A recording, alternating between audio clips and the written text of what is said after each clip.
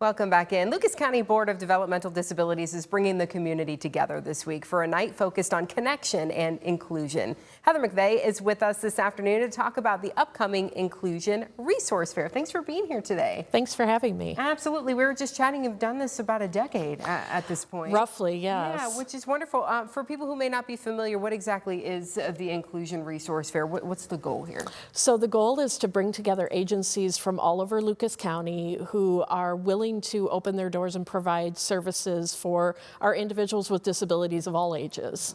And you're going to have like almost 80 vendors. We're pretty close to 80, yes. What kinds of vendors? What can people expect when they come? We have a variety of like therapy locations, activities that can be done in the community, like Imagination Station, Metro Parks will be there. So we have kind of a variety of everything. There's a little something for everybody. What made you all decide, hey, this is something that we need to put on? This actually started as a summer camp fair, looking at what's available for kids with disabilities, because historically they haven't always been able to go everywhere. So we really, over the last probably 5 or 6 years, expanded it to year-round. Our kids are doing things all year-round, so we wanted everybody to have an opportunity to find something that they love, no matter what time of the year it is. Is this something families, hey, maybe they're new to this or even new to the area and said, hey, I got to get connected. What does that connection look like for them? There are a lot of resources that are going to be there, different agencies that may provide funding or provide guidance. If you're new to a diagnosis or, like you said, new to the area maybe, and are trying to learn what all we have available. So there's, again, a little something for everybody out there. What do people need to know in advance? Do they need to register for this? Registration is encouraged, and that's on our website, lucasdd.org, and they can register, but they do not have to. They can come without registering. We'll just take their name and information when they get there. Yeah, just come on out. Absolutely. So what does inclusion look like in practice, I think, in our community?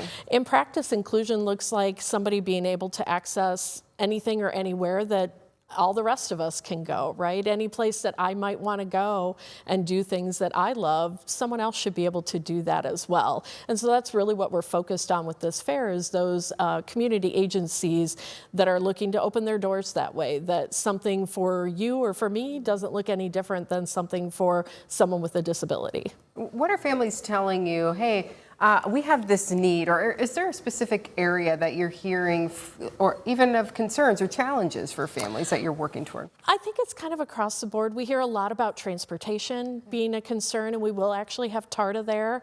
So they'll be able to give some of the information about what they have available.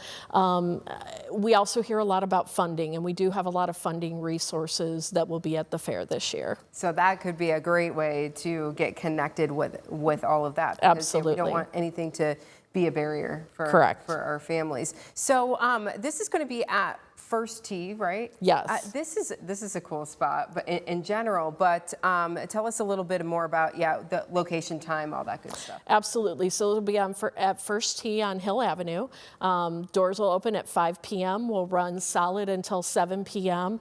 And again, we have just shy of 80 vendors. So we'll have bags that people can gather all sorts of wonderful information to put in. And I believe our Special Olympics are going to be doing a little like snack sale. So.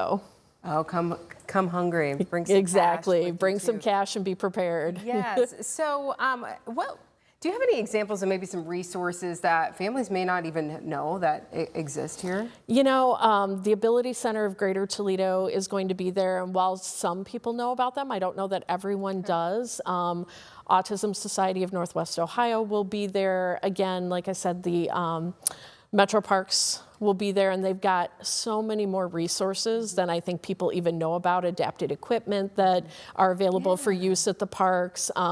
Imagination Station is a close partner of ours, and they're going to be there. They've really kind of taken on providing more resources within their center to individuals with disabilities. And then actually our portable changing station will be there, which is pretty exciting. That's something newer that we've gotten in the last year or so that is available for people to rent out. And so there'll be information about that at the fair as well. Lots of information, lots of resources in our community you can get connected to. Again, this is coming up on Wednesday evening, 5 to 7, First Tee on Hill Avenue.